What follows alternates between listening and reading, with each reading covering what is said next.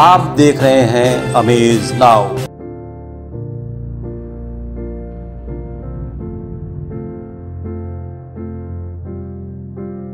वाणी mobile Baldev plaza Golghar Gorakhpur.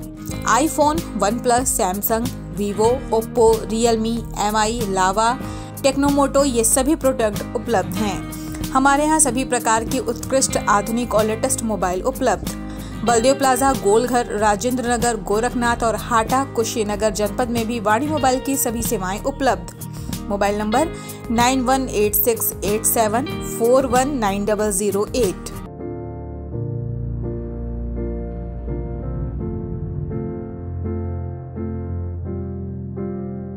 मुसाफिर हैं हम भी, मुसाफिर हो तुम भी, किसी मोड़ पर फिर मुलाकात हो। दोस्तों, जिंदगी एक ट्रेन माफिक है और हम सब हैं उसके मुसाफिर। इसीलिए कहा गया है कि न जाने किस मोड़ पर मुलाकात हो जाए। नमस्कार, मैं हूं अरविंद श्रीवास्तव। आज हम लेकर आए हैं आपका सबसे पसंदीदा कार्यक्रम, वो गुजरा जमाना। लेकिन गुजरे जमाने की वो शख्सियतें जो आज हमारे पास हैं, हमारे साथ हैं, हमारी विरासत है, हमारी धरोहर है, इस बात को हमें और आपको और इस जमाने को समझना होगा। हमारा ये कार्यक्रम ऐसी ही शख्सियतों को समर्पित है, वो गुजरा जमाना। तो आइए आज हम आपको मिलवाते हैं गोरखपुर की ऐसी ही एक विशिष्ट महिला से, जो पिछले 4.5 दशकों से गोरखपुर में ही हैं। उनके अपने अनुभव हैं, आइए उनसे साझा करते हैं।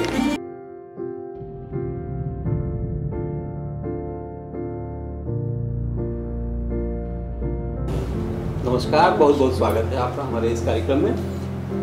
पिताजी, सबसे पहले जो हमने जानकारी इकट्ठी कर पाई है आपके लिए, पेशावर जो इस समय पाकिस्तान में है, बंगाल और फिर यूपी का गोरखपुर, ये त्रिकोण, ये फ्रेम बनता है। ये आपकी ज़िंदगी में कैसे, कहाँ से, क्या है? ऐसा है कि मेरे फादर पेशावर को बिलोंग करते थे। 47 में ये हिंदुस्तान पाकिस्तान की वॉर हुई, तो हमारे पेरेंट्स तो नहीं, फादर की शादी भी नहीं थी, वो बंगाल की तरफ आए। अब बंगाल की तरफ किस तरह आए ये मैं नहीं बता पा रही हूँ, क्योंकि मुझे नहीं पता। उसके बाद ओरिजिन आपकी पेशावर? हाँ जी, ओरिजिनल पेशावर के हम लोग हैं। मेरा जन्म हुआ 53 और कैलकाटा के स्कूल में मारवाड़ी विद्या निकेतन करके स्कूल था, जिसमें मेरी स्कूलिंग हुई। और कुछ ऐसी परिस्थितियाँ थी शारीरिक, तो मैं बहुत ऊंचाइयों तक पढ़ नहीं पाई। धीरे धीरे करके किसी तरह मैंने 10वीं कक्षा तक पढ़ाई करी, पर 10वीं भी मैं क्लियर नहीं कर पाई बिकॉज ऑफ माई हेल्थ। तो हम लोग फिर गोरखपुर कैसे आना हुआ आपका? मेरी शादी तय हुई बनारस में। मेरा ननिहाल बनारस का है। अच्छा। तो वहाँ वो देखा सुनी हुई और मेरी शादी तय हो गई। तो मैंने, लड़कियाँ, आज की लड़कियाँ तो बहुत कुछ पूछती हैं, उस ज़माने की लड़कियाँ पूछती नहीं थी, पर मैंने अब फिर भी अपने फादर को पूछा कि पापा। अच्छा, आपने फिर पिताजी से सीधे बात किया? जी जी। क्या पूछा? मैंने उनसे ये पूछा कि पापा ये बताइए कि गोरखपुर में पिक्चर हॉल कितने हैं? अपने लड़के के बारे में नहीं पूछा? नहीं, क्योंकि मेरे फादर भी पिक्चरों के शौकीन थे और हम भी। हमें वो हर हफ्ते लेके जाते थे पिक्चर। आप उस दौर की बात कर रहे हैं? जी हाँ, पर्दा हुआ करता जी। से बड़ा खुला माहौल भी आपको मिला? हाँ, खुला भी बहुत था और उस दौर में पापा का डर भी बहुत ज्यादा था। डर होने के बाद भी आपने सिनेमा हॉल के बारे में? हाँ, क्योंकि कहते हैं मैं सबसे छोटी बेटी थी, तो मेरा लाड बहुत था। तो उसमें क्या आपने जैसे क्या थिएटर कितने हैं यहाँ? जी जी। तो क्या जवाब मिला उसमें? तो उन्होंने कहा बेटा पिक्चर हॉल लगभग 10-12 के अंदर थे। कर लिया। तो आप गोरखपुर कब से? गोरखपुर में 75 में मेरी शादी हुई और बस उसके बाद गोरखपुर आई। और मेट्रो सिटी से आने के बाद भी कईयों ने मुझसे ये सवाल किया कि अरे इतने बड़े शहर से आने के बाद भी आप यहाँ गोरखपुर कैसे? तो वहाँ से ज़्यादा अच्छा मुझे यहाँ लगता था। अच्छा, ऐसा? जी। मेट्रो सिटी से आने के बाद गोरखपुर एक समय में, जिस समय आप बात कर रही होगी, शायद वो सी क्लास सिटी के रूप में गोरखपुर जाना जाता था। बिल्कुल सी क्या क्लास। चीज खास अच्छा क्या लगा? खासियत ये लगती थी उस समय हमारा जो हमारे हस्बैंड का बिजनेस था जी, कार केयर के नाम से, गैराज। जी हाँ जी, ऑटोमोबाइल का था। तो वो पहला शहर का पहला, मेरे ख्याल से पहला वर्कशॉप था।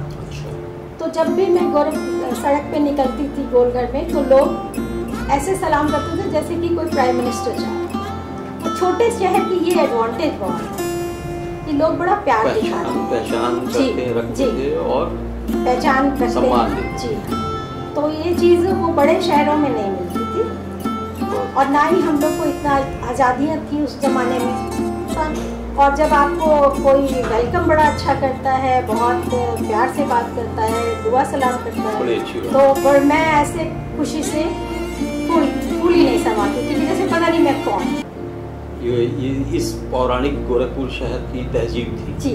आप करके बड़ी अच्छी जानकारियाँ भी हमको और हमारे दर्शकों को मिल रही हैं, और हमारे अपने शहर के बारे में आपने बताया। क्या बात। वो जो मैं जानना चाह रहा था कि वो समय कैसे कटता था, शुरुआती समय आपके हस्बैंड जी गैराज चले जाते थे।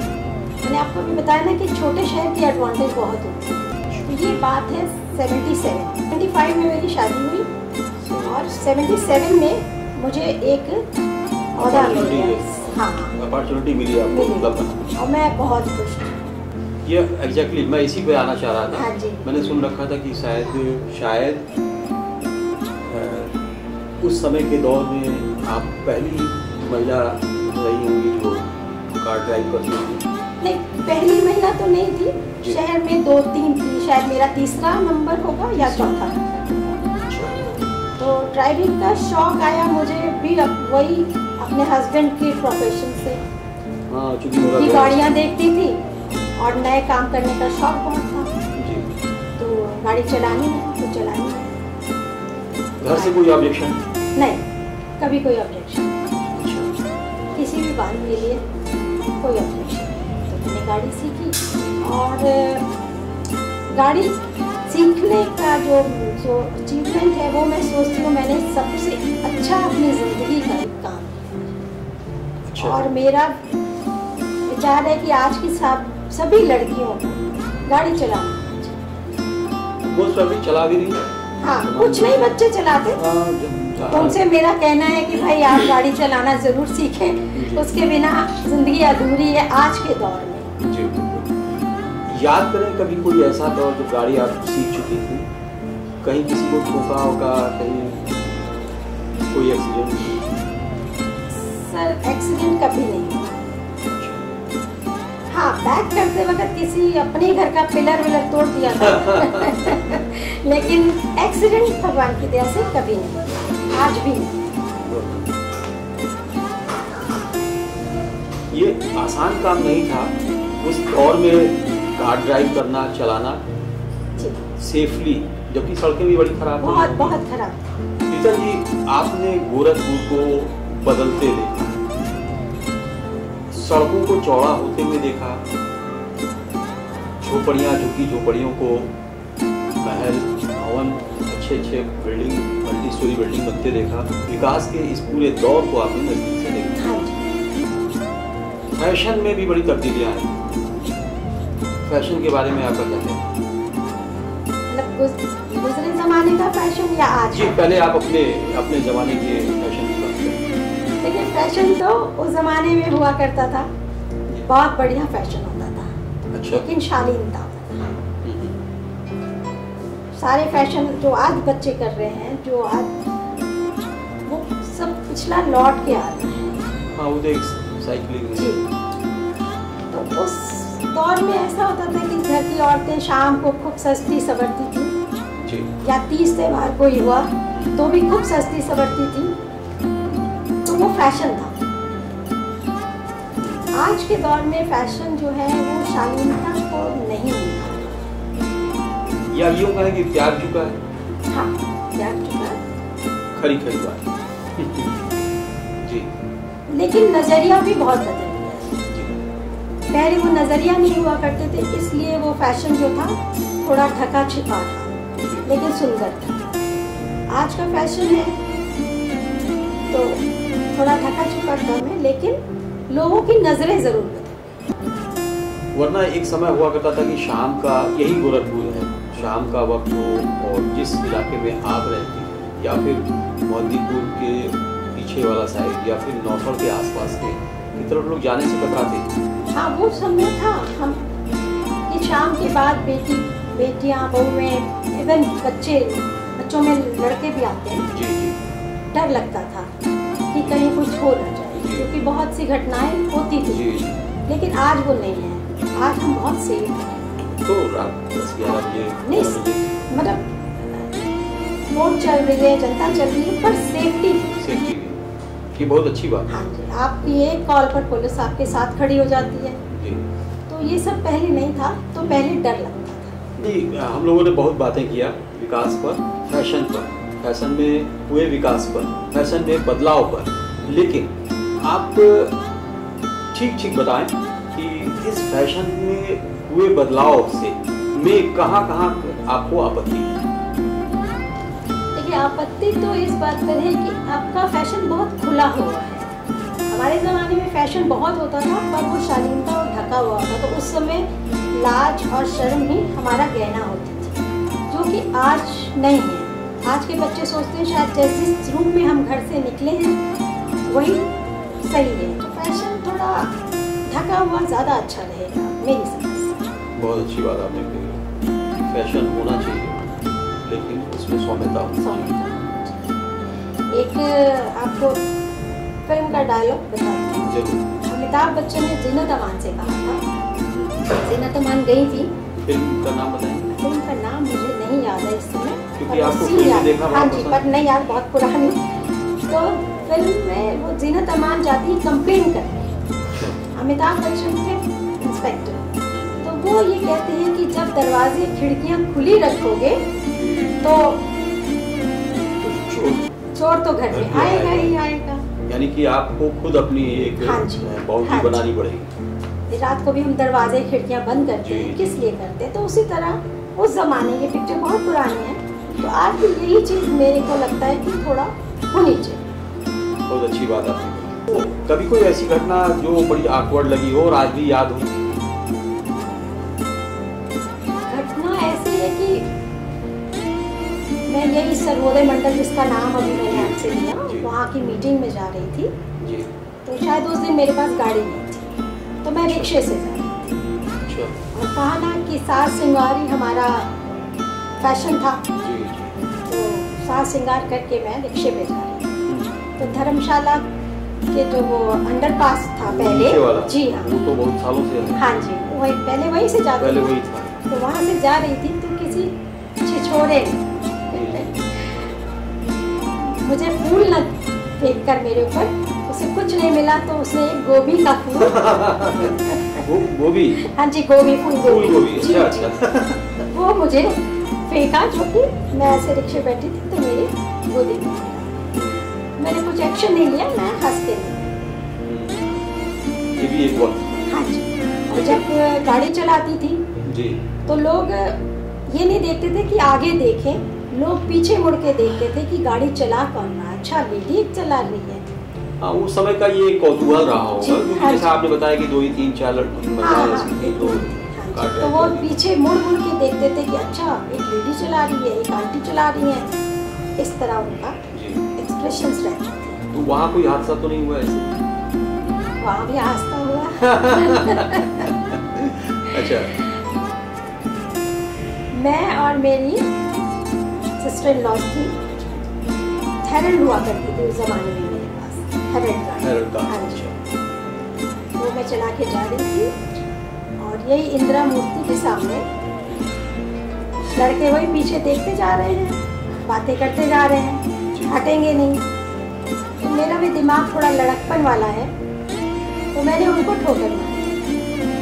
अच्छा। और वो तीनों के तीनों मेरे डैशबोर्ड पे बैठ गए।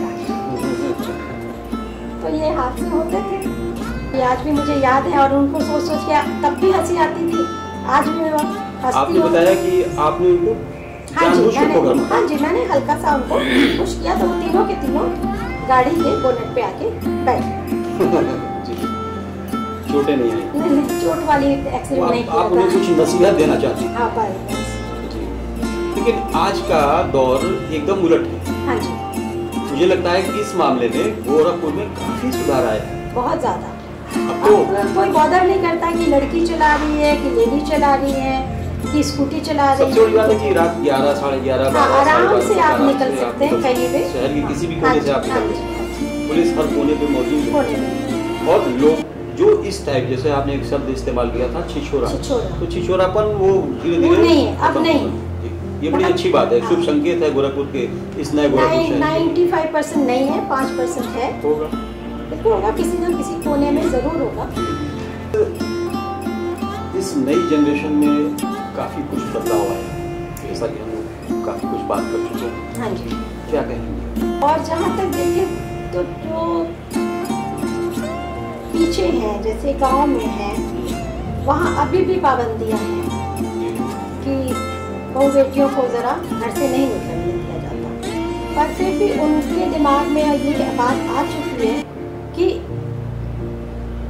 हम अपने परिवार को कैसे पालें, तो वो किसी तरह। ये एक बहुत बड़ा चेंज आया है जी। पहले महिलाएं सिर्फ खाना बनाने, हाँ जी। परिवार पोषण तक ही रहती थी। अब गांव की भी महिलाएं हैं, चाहे वो कैसे भी काम कर रही हैं, तो उनको है कि हमें अपने बच्चे को पढ़ाना है, अपने परिवार को देखना है, तो वो कोई ना कोई काम करती हैं। तो जैसे पेट्रोल पंप में काम करती हैं, ऑटो ड्राइविंग करती हैं, और सिलाई कढ़ाई का काम करके अपना जीविका चलाती है परिवार की।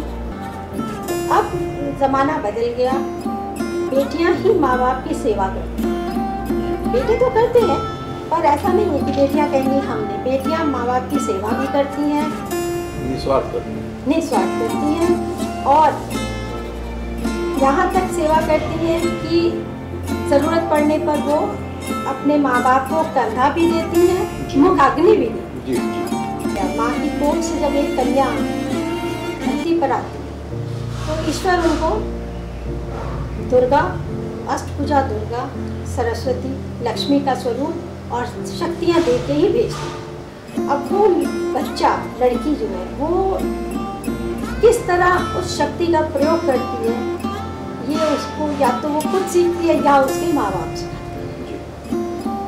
रीता जी, बहुत अच्छी बातें कहा है, लेकिन इसी बीच में मुझे कुछ ऐसे संस्मरण याद आ गए उन बेटियों के बारे में, जिन बेटियों के बारे में आपने चर्चा किया। कुछ सभी ऐसे नहीं होते हैं, कुछ ऐसी बेटियां होती हैं जो अपने माँ बाप के लिए जी जान लगाकर तन मन धन से उनकी सेवा करना चाहती हैं, लेकिन उन्हीं में से कुछ ऐसी होती हैं जो अपनी माँ बाप के लिए तो सेवा करना चाहती हैं, लेकिन जब बात आती है ससुराल पक्ष की, सास ससुर की, तो वो उन्हें घर से भगा देने तक की कोशिश करती है। और तमाम जो इसी शहर में तमाम ऐसे वृद्धाश्रम है, महिला आश्रम, उसमें जाकर देखा जाए तो वो कहानी एकदम साफ जाहिर होती है। तो उन महिलाओं, उन लड़कियों के लिए आप क्या कहें? उन बहुओं के लिए क्या? बहुओं की गलती मैं नहीं मानती हूँ इसमें भी, क्योंकि लड़की जैसे आप हमारे घर आती है एक लड़की बहू बन के, तो उसे हम सिखाते हैं, वो 100% तो नहीं सीखती, पर सीखती है। पर अगर उस घर में उस लड़की की माँ का इंटरफेरेंस होगा तो बात बिगड़ती है, तब सास ससुर को वृद्धाश्रम जाने की आवश्यकता है। ये बातें आप जैसी अनुभवी महिला के ही मुंह से निकल सकती है। क्योंकि वास्तव में जमाना बहुत खराब है अभी। रीता जी, कुछ हमने और भी जानकारी इकट्ठा किया, जैसे कि कार की आपकी जो हॉबी रही है, कार रैली भी आपने एक बार गोरखपुर में 90s के दशक में कराया, तो अब तक का नज़ीर है शायद उसके पहले कभी नहीं हुआ था और उसके बाद भी शायद मुझे याद नहीं। शायद तो नहीं हुआ है जी, अगर हुआ होगा तो मुझे नहीं पता। ये कहाँ से इंस्पिरेशन आया कि कार रैली करानी? ये भी एक बहुत हास्य कथा है। तो हम लोग उन दिनों VCR आया करते थे पिक्चर देखने के लिए। हाँ जी, तो पिक्चर लगा के देख रहे थे, उसमें कोई सीन था कार रैली का। तो जब पिक्चर खत्म होती है तो मैंने अपने हस्बैंड से कहा कि भाई हमारा तो वर्कशॉप ही कार केयर का है, तो ना हम लोग कार रैली कराएं। पर फिर हम लोगों ने काम करना शुरू किया। सिनेमा में देखा? हाँ, पिक्चर में। और चूंकि आपके पास गैरेज था, तमाम अलग अलग मॉडल्स की गाड़ियाँ आया करती थी आपके यहाँ, नई पुरानी, छोटी बड़ी, तो आपको वहाँ से इंस्पिरेशन मिला? पिक्चर से ये मिला और हमारा बिजनेस स्टार्ट क्या था यही, तो फिर हम लोगों ने कार रैली कराई 1992। कहाँ से कहाँ तक? ये हमने कराई थी यहाँ गोरखपुर क्लब से सरदार नगर। अच्छा, तो उस समय तो सड़क भी बड़ी खराब सी रही होगी। हाँ, पर मेरी तरह लोगों को भी जुनून था जुनून कि ये कार रैली करा रही है तो हम इसमें पार्ट भी लेंगे। इसमें एक लेडी है डॉक्टर उनकी वाइफ फर्स्ट आई थी। अच्छा। एक लड़की है वो ये दास परिवार की, तरंग टॉकीज के पास है, बिमला दास करके, उनकी ग्रैंड डॉटर थी, वो सेकंड आई थी। अच्छा। लड़कों में 2 लड़के फर्स्ट और सेकंड आए थे। अच्छा, दोनों की अलग अलग? हाँ जी, अलग अलग थी। डिस्टेंस और रूल एंड रेगुलेशन सब। चूँकि अब वक्त हो चला है तो अब दर्शकों से हमें अपने विदा भी लेना होगा, तो चलते चलते कुछ सुझाव इस नई जनरेशन आपकी ओर से। नई जनरेशन का सुझाव तो ये है कि भाई बड़ों का सम्मान करें और शालीनता को ग्रहण करें। फैशन करें पर फैशन शालीनता वाली। शालीनता की कमी है उनके पास व्यवहार में, फैशन में। हाँ, फैशन शालीनता की इसलिए कमी है क्योंकि शहर छोटा है जी। तो जब छोटे शहर में ऐसा होता है तो थोड़ी घटनाएं होती हैं और वो दिखती रहती है। ये बहुत अच्छे मेधावी छात्र भी निकले हैं अभी, आपने देखा भी होगा कि गोरखपुर से 2-3 लड़कियाँ, 2-3 लड़के IAS क्वालिफाई करते हैं। गोरखपुर की लड़की है जो बैडमिंटन खेली है जी, और वो गूंगी है जी जी, वो जी, और वो आदित्य वर्ल्ड चैंपियन है। एक और चीज, आपको यदि बुरा ना लगे तो ये आप चूंकि अब तो आप नाती और पोते वाली हो चुकी हैं, तो ये बहुओं और बेटियों में भी आपने कोशिश किया है इसको ट्रांसफर करने की? देखिए, कोशिश उस पे और कितनी कामयाब हुई है कोशिश? कोशिश देखिए शुरू होती है कि जब मिट्टी बड़ी नरम जी जी, जब मिट्टी पक जाती है तो उस पर कोशिश नहीं कर सकते, वो खुद ब खुद कितना अडॉप्ट करती है, ये उसकी भूमिका है। बेटी हाँ ठीक है, आपका कहना बिल्कुल सही तो है।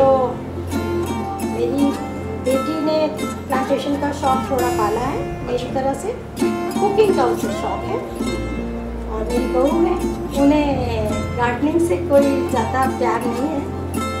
कहीं और होगा? उनका है मीडिया। मीडिया में, हाँ जी, मीडिया का उससे अगर कोई काम मिल जाता है तो फिर उसके आगे उसको कुछ भी समझ नहीं आता। मीडिया उसका पहला। कुकिंग कर लेती हूँ।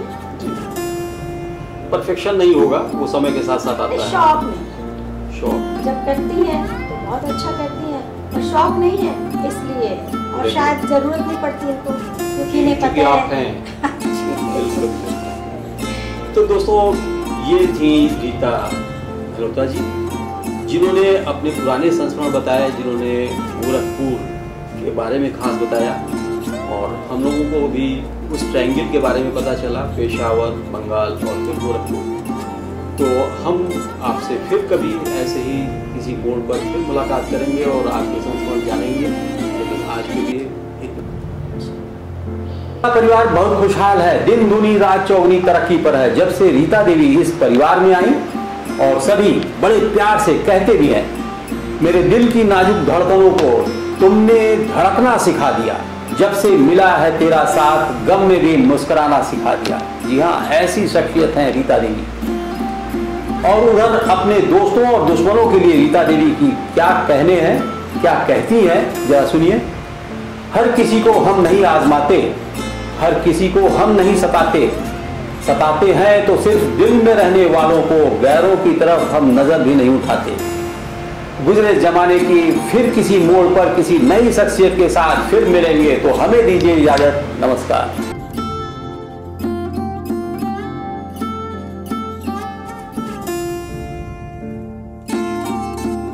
आशीष चौधरी और डॉक्टर केसी चौधरी के सफल प्रयास से जियो मित्र ई पॉलीक्लिनिक का प्रारंभ। जियो मित्र ई पॉलीक्लिनिक के ब्रांड एम्बेसडर गोरखपुर सदर सांसद रवि किशन शुक्ल की देखरेख में एम्स, दिल्ली, पीजीआई, चंडीगढ़ और देश के 350 से अधिक योग्य कुशल डॉक्टर्स की टीम द्वारा उचित परामर्श और इलाज की सुविधा मात्र 150 रुपए से 500 की फीस के साथ। याद रखें, रिसेंट पॉलीक्लिनिक, बिछिया ताड़ी खाना चौराहा, गोरखपुर।